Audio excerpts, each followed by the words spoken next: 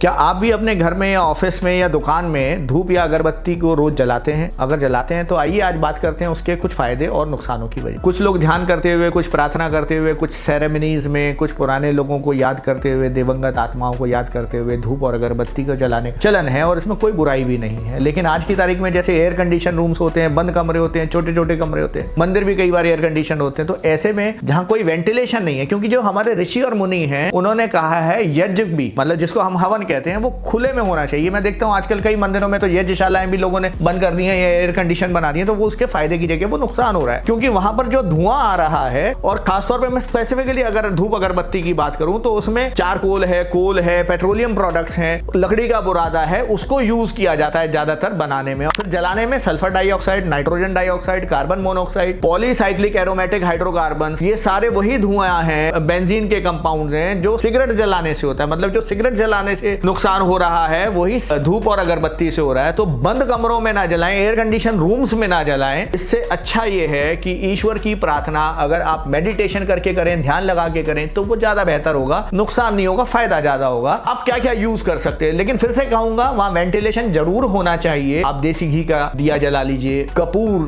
Google, लोबान, लौंग या कुछ और भी जो इस तरह के आप पता कर लीजिए, अलग अलग कॉम्बिनेशन होते हैं, पंचगव्य यूज कर लीजिए। लेकिन मैं ये कहूंगा कुछ लोगों को मैंने ये भी देखा है कि भैया पूजा वाला घी दे देना, पूजा वाला तेल दे देना। पूजा का मतलब होता है वो सस्ते वाला जिसमें कम पैसे लगे। देखिए ईश्वर तक पहुंचे या ना पहुंचे, आपके और आपके परिवारजन, आपके चाहने वालों तक उस नकली और सस्ती चीजों का धुआं पहुंचेगा और वो आपको नुकसान करेगा। और वैसे भी अगर परमात्मा की तरफ आपको देना है, जब वो हमें सबसे अच्छा दे रहा है तो हमें भी ईश्वर को, परमात्मा को सबसे अच्छा देना चाहिए। इसलिए सस्ते की जगह जो सबसे बेस्ट पॉसिबल घी है या जो भी सामग्री है वो सर्वश्रेष्ठ चढ़ाइए परमात्मा की तरफ। तो मेरी यही प्रार्थना है कि अब आप स्वस्थ रहें, मस्त रहें, जबरदस्त रहें, लेकिन साथ में आप जो है धूप और अगरबत्ती को समझदारी से अपने घर में प्रयोग करें। नमस्ते, धन्यवाद।